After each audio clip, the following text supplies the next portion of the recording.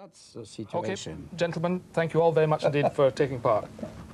And that's all from this special edition of Newsnight. Peter Snow will be presenting tomorrow's programme back in London at 10:35. Join him then if you can. But now, from all of us here in Paris, on the night François Mitterand won his second term as president, a very good night to you.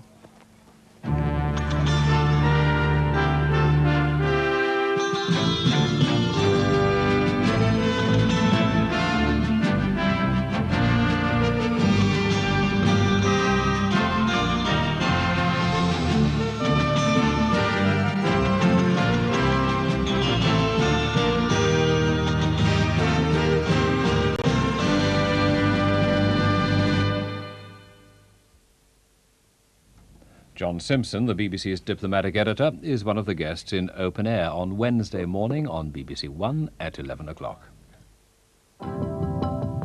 Tomorrow night on BBC2, Horizon examines advances in forensic skills and computer technology now being used in criminal investigations. At the Home Office laboratory at Sandridge, overheard conversations are digitalized by a computer and the background removed.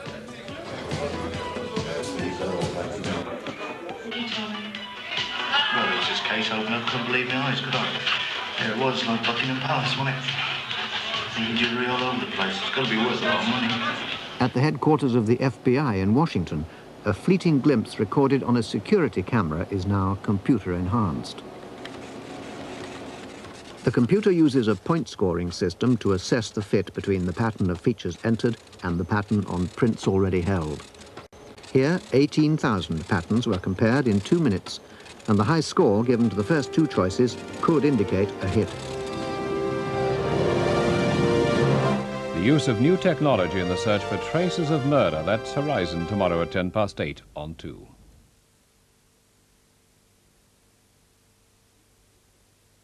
And now on BBC2 we begin a new weekly series called Moviedrome.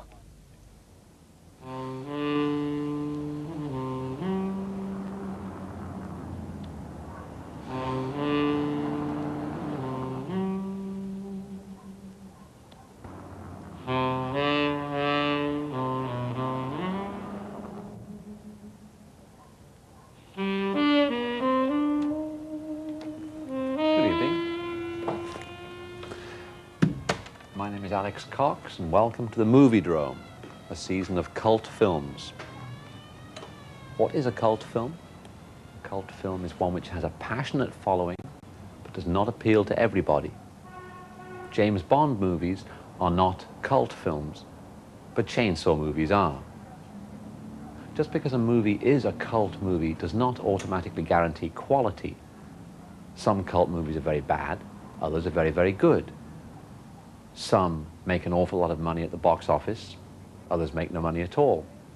Some are considered quality films, others are exploitation. One thing they do have in common is that they're all genre films. That's to say, a French word meaning the type or category of film in question, for example, gangster films or westerns. Cult films also have a tendency to slosh over from one genre into another, so that a science fiction film might become a detective movie, or vice versa. They're also generally cheaply made. Most of the films in this season cost under $2 million. Some of them cost a great deal less.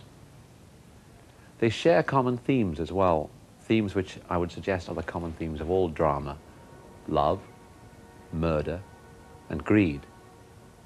Murder and greed predominate in this season. Tonight's film is called The Wicker Man.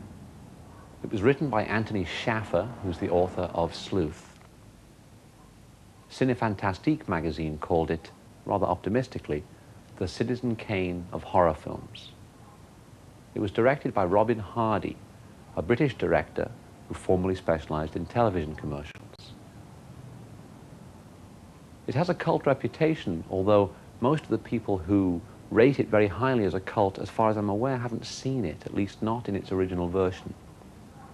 It was originally 102 minutes long, but the owner of the film decided that it would be much better if they cut 15 minutes out and put it on the second half of a double bill.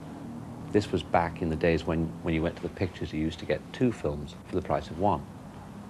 So they cut it down to 87 minutes, and in 1973 released it on a double bill with Don't Look Now.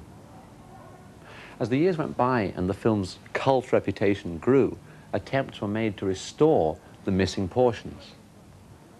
But attempts to find the original negative were frustrated. Apparently the negative ended up in the pylons that support the M4 motorway. The version that we're going to show tonight contains a number of the original scenes that were thought to have been lost. However, there's one principal scene still missing. It's an early sequence in which Edward Woodward, who plays a Scottish police officer, is introduced, and we're told he's engaged to be married and he has not yet known a woman. So bear that in mind as you enjoy the pagan delights of the Wicker Man, which include Lindsay Kemp, the mime artist, Christopher Lee, without his cape, and Britt Ekland, dubbed in Scottish.